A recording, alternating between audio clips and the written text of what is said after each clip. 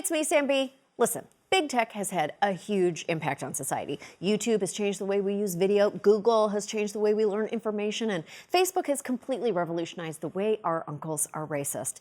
But the tech industry isn't all fun and Snapchat filters. That's why we dedicated these segments of our show to exploring how big tech exploits its minimal government oversight. Enjoy.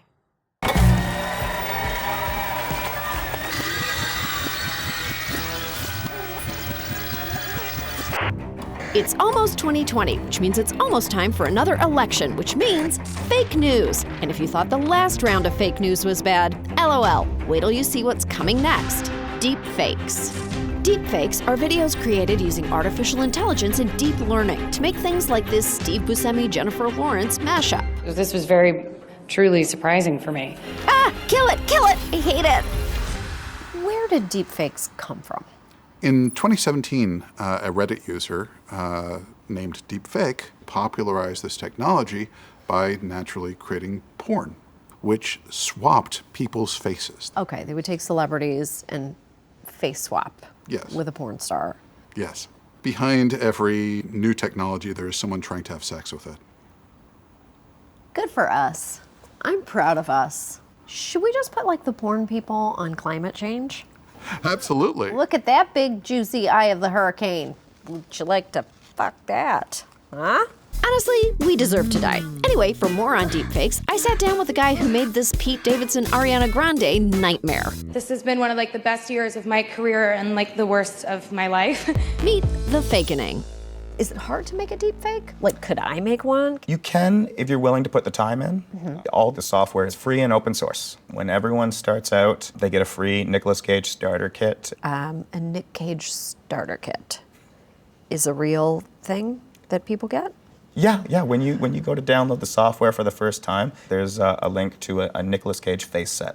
So you could put Nick Cage's face on my body. That's correct. Can you do it whenever? Sure. Could you do it now? Of course. Oh my God, I look amazing. This is exciting and horrible. It's terrifying. The bees, not the bees. I'm gonna go into that place and I'm gonna steal the Declaration of Independence. It's gonna be awesome. Look at us. We look insane. Oh my God, the world is gonna end, and we are going to hasten it. Face swaps, facial remapping, and a fuck ton of other deepfake techniques are not illegal. And voice swapping is just a year away. How much worse can it get? Please say not that much worse. I think it can get significantly worse. Oh God. I mean, if you look at election interference, say, you no longer actually have to hack emails to smear somebody. If you can engineer a tape at the right time, you can sway presidency. Deepfakes chip away at our sense of what reality is. So imagine a world where instead of talking about whether or not the wall should be built, we're talking about whether the wall has been built or hasn't been built, whether it exists or not. And if we can't agree on the basic facts, how can we discuss something that is divisive and needs nuance? The answer is we can't. We're dead. Imagine what Russia could do with this tech. Oh my God, forget Russia. Using my team of novices, I made Mitch McConnell actually tell the truth about Merrick Garland. What we did was attack Merrick Garland's background and try to destroy him. I descended on Capitol Hill and tried to intimidate our members into opposing this good man's nomination. Yeah, that's totally fake, and I made it. What else could we do with this earth-ending technology? Could maybe scrub actors out of things that we wish they weren't in anymore. Oh my God, we could erase Bill Cosby from The Cosby Show and replace him with Oprah. Let's save all the problematic shows. I want to do Roseanne next. Oh, I merged seamlessly with her. That's interesting. How about Woody Allen? Annie and I broke up, and I still can't get my mind around that, you know? The possibilities are endless. You know what? Fuck it. I'm gonna try this out on the godfather of fake news himself, Donald Trump. I asked Anthony Atamanuik to provide his voice and used facial remapping to make the presidential statement we've all been waiting for. I believe in climate change. It's a tremendously big league problem. The hugest. And I think the Me Too movement is totally fabulous. And I love Time's Up, and I believe all women, no matter what. And I apologize to all the beautiful women who I've hurt, groped, screamed at, fanny patted, armpit twisted, tuned and Tokyo'd, and all the rest. And believe me, racism is a totally big problem. These Nazis are bad guys. Totally bad, even the tiki torch ones. And finally, the pee-pee tape. Only it's not the pee-pee you think, because the pee-pee tape is totally real, but the pee is way worse, more brown, more of a bile, thick, like a Nickelodeon slime. Thank you, good night, God bless America, and oh yeah, I don't believe in God. I don't even know who Jesus is. He sounds like a real rabble-rouser.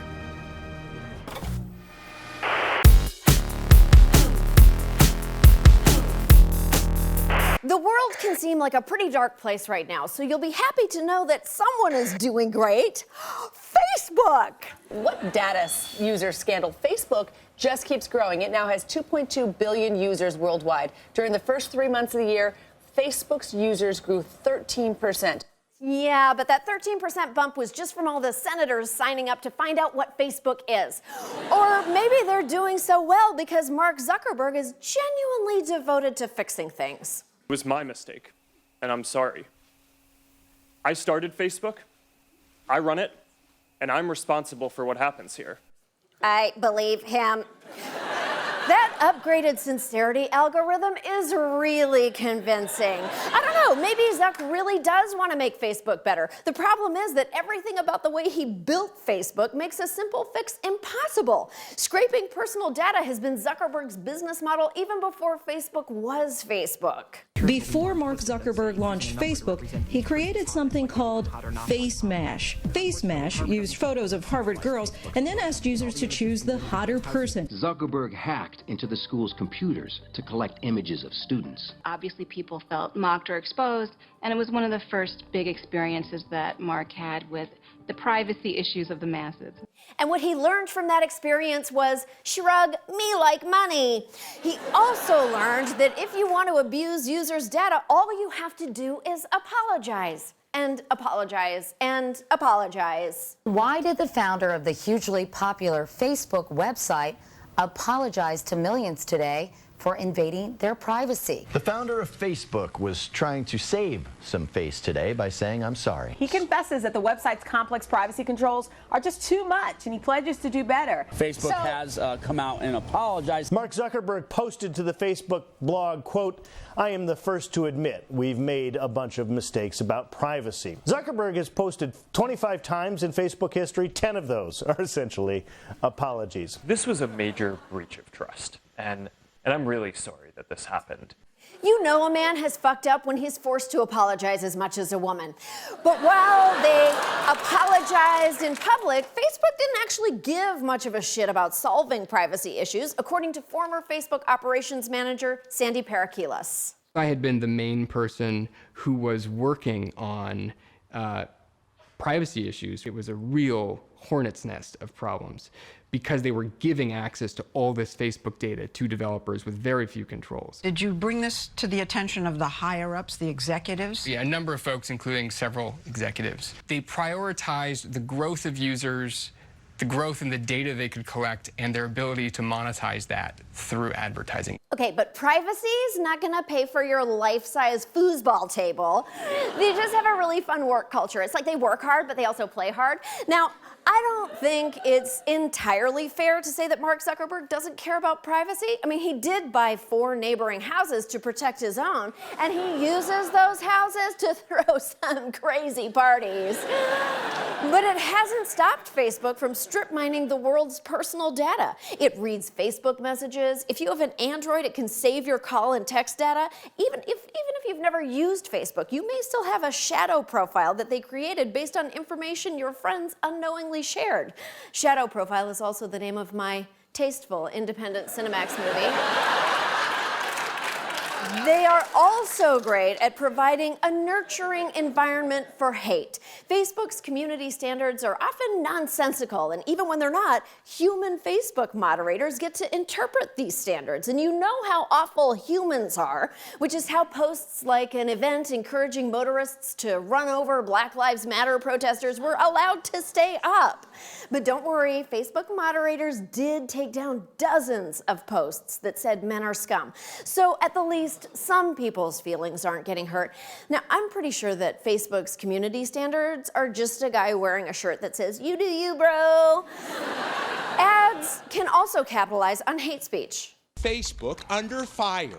The social media giant removing a feature that potentially allowed advertisers to target people with anti-Semitic views, including those who listed Nazi Party as their employer. You could say it's automating and monetizing anti-Semitism. Through a series of tests on Facebook's self-service ad buying platforms, reporters were able to target almost 2,300 people who expressed interest in Jew Hater, How to Burn Jews, and Why Jews Ruin the World. Oh, but if I can't target Jew haters, how will I ever sell my Steve Bannon action figure? If you press a button on his back, his pockmarks ooze pus. And Facebook doesn't just hurt people online, it contributes to real violence. In Sri Lanka, Facebook ignored posts full of viral rumors and hate speech about the Muslim minority, though government officials begged them to take them down. Even after the posts led a mob to destroy Muslim-owned businesses and kill a young Muslim man, Facebook left them up. Posts like the ones that led to the death of that young man in Sri Lanka and inflamed genocide against the Rohingya people in Myanmar are promoted by Facebook's algorithm because they get a lot of engagement. Facebook profits off of human attention, and the best ways to hold humans' attention are also the worst things about us. Tribalism, fear, hate, minion memes. Facebook's product is us, our clicks, our personal information. Of course, they're not the only business ever to use that model. I mean, I can only stand here right now because it helps sell Jeep Cherokees. Jeep Cherokee, beep, beep, it's car time. But Facebook is by far the most powerful, and that's a problem. Facebook isn't evil. Facebook is more like a robot that eats human skin. I mean, maybe that robot does amazing things like cure cancer or make Thin Mints, and that is great. But it's fueling those amazing things with human skin. And you can't be surprised when a human skin-eating robot starts skinning people. That's what you built it to do. The only way to stop it from building skin traps is to either shut it down or fundamentally change the way it works. Also, no one cares that you built the skin bot in your fucking dorm room. So, hey, you oatmeal-colored tadpole man, you better knock it off with the who me, I'm just a cute little millennial shtick. You are one of the most powerful men in the world. You built this monster and it made you rich. It is your job to kill it. Get this shit under control before you oopsie another genocide. I mean, if you don't mind, sir, please don't tank our Facebook videos. Don't forget to like and share.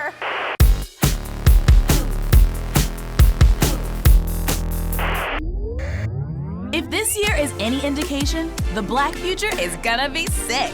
Hovercar Uber pools, glowy donut weapons, and the dopest outfits. I cannot wait to get my publicly funded vagina pants.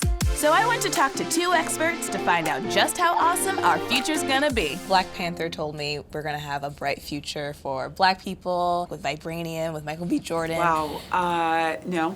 If things keep on the way that they are, I don't know how optimistic our future is. So wait, the future's less Black Panther and more Black Mirror? Technology often gets used in service of other people's interests, not in the service of Black people and our future. Whether it's facial recognition or predictive policing. We see bias in credit decisions, see bias in terms of the ads we get to see. Even like Snapchat couldn't recognize my face. Oh, I go through the same thing. Whoa, I guess there is a lot of bias in our tech, which affects our policing, our housing, our cameras, our soap, our beauty contests. There's so much. Please, can you just show me one nice headline? Ah, that's better. But it turns out that all this bias is in our tech because of Al Gore's rhythms? All right, so an algorithm. I know there's that song that's like, we are a part of an algorithm nation, you know? Yeah, that's not it. Okay. So an algorithm is basically a set of instructions for a computer. It's usually using data from the past to make predictions into the future. What's the biggest risk that we could have? Let's just take predictive policing. If you live in a community where people are over-arrested, that's going to be predicted into the future. People make choices, and our choices influence the future that we have, right? Right. What is this? What's happening?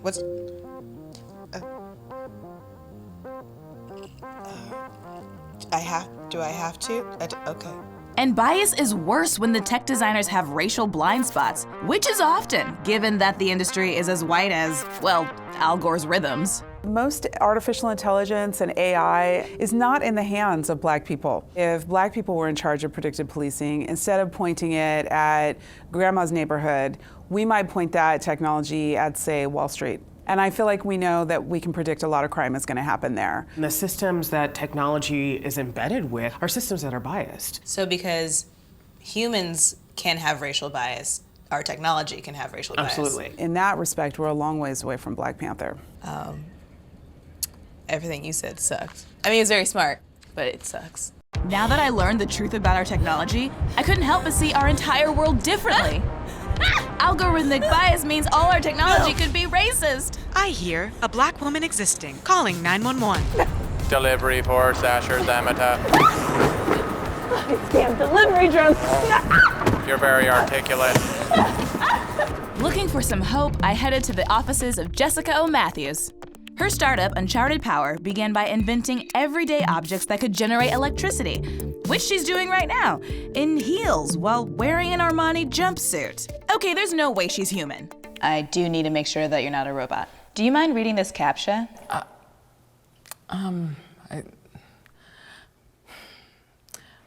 think there are just a few flaws in this test. Spoken like a true robot.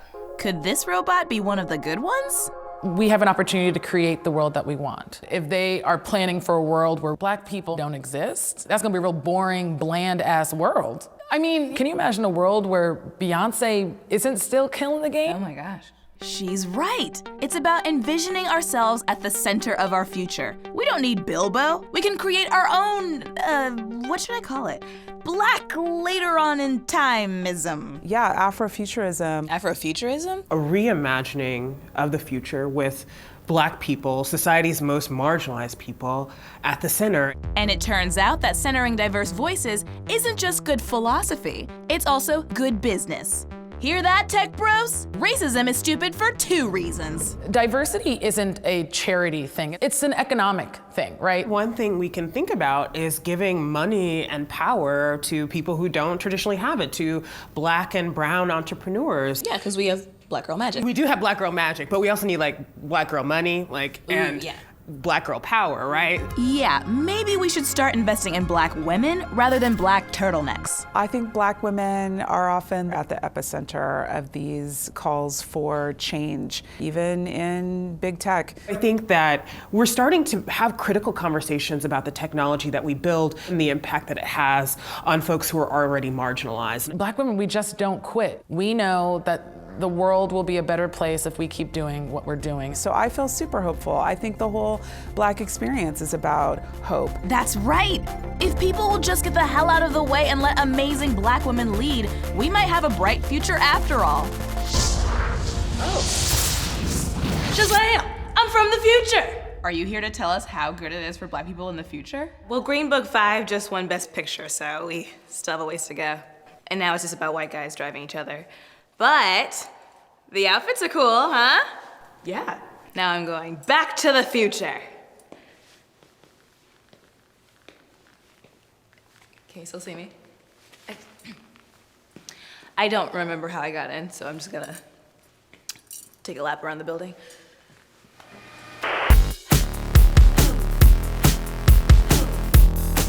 This time time last week, I thought the worst thing about YouTube was Logan Paul. Oh, he looks like if high school became a man. But I was wrong. Turns out it's YouTube itself. Last week, the New York Times revealed that the platform's recommendation system pushes viewers with pedophilic tastes towards videos of children. For example, a user who starts with an erotic video on YouTube might be recommended videos of progressively younger women until some viewers are shown videos of girls as young as 5 or 6 wearing bathing suits. Fucking horrifying. I would have tweeted about it, but after reading that article, I threw all of my family's phones in a river. Now the ducks are on a group thread and Gina's starting drama again. Experts say that YouTube could fix this creepy problem by just turning off the recommendation engine for videos with children in them. So far, YouTube has refused to do that. This isn't even the first time this year that YouTube has been caught catering to pedophiles. No one else could get away with that. Even Woody Allen only married one daughter. YouTube hasn't shown much interest in changing their algorithm because actually it's working exactly as it's designed, according to New York Times tech columnist Kevin Roose. No, this is not an accident at all. The way it works is essentially by sort of constructing an individual model of you, the user, and figuring out which videos will get you to keep watching the longest. And so in 2017 or around there, they implemented a new kind of AI called Reinforce that was even better at steering people into new interests and new parts of YouTube that maybe they hadn't been to before. That's why if you watch too many of my videos on YouTube, you'll end up watching Barefoot Contessa, then it'll recommend the Property Brothers, and then eventually ISIS recruitment videos. Guys, don't join! And YouTube's algorithm doesn't just put kids in danger. Last week, Carlos Maza, a video producer for Vox, shared that he's experienced prolonged racist and homophobic abuse from a right-wing YouTuber. Not only did YouTube's algorithm pave the way for those abusive videos to become massively popular, but YouTube allowed him to profit off of them.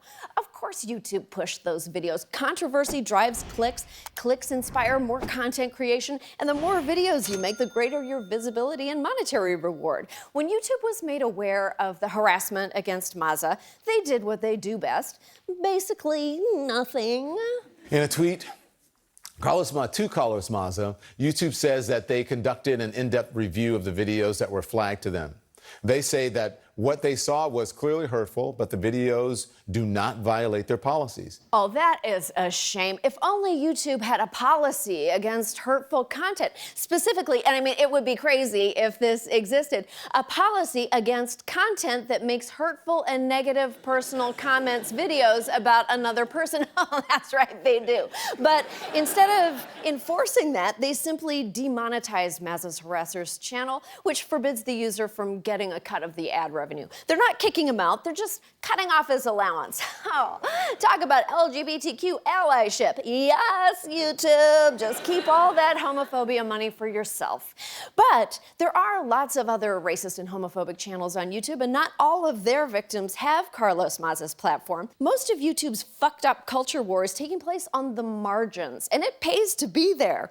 And in explaining the decisions of who gets to stay and who gets to go, YouTube also inadvertently gives instructions for how to work around those rules, like how they said that using racial, homophobic, or sexist epithets on their own don't necessarily violate policies, and they'll only remove videos for which the primary purpose is hate or harassment. God, super helpful. It's like if the first rule of Fight Club was don't talk about Fight Club, but the second rule was, but here are some ways you can still legally discuss Fight Club.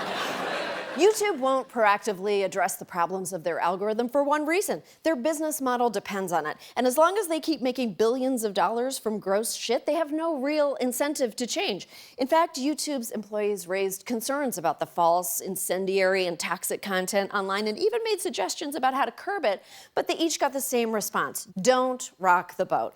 That's why blaming YouTube's algorithm alone won't solve things. The algorithm is only a tool, and as is the case with all tools, I briefly dated it in college. I'm sorry. I mean, Like all tools, it's the people making it and using it who are responsible when it harms someone. The algorithm was designed by people. Algorithms are racist because people are racist. Algorithms are greedy because people are greedy. Algorithms constantly try to sell me bras with one enormous cup and one tiny cup because, well, who knows? Obviously, it's a bug.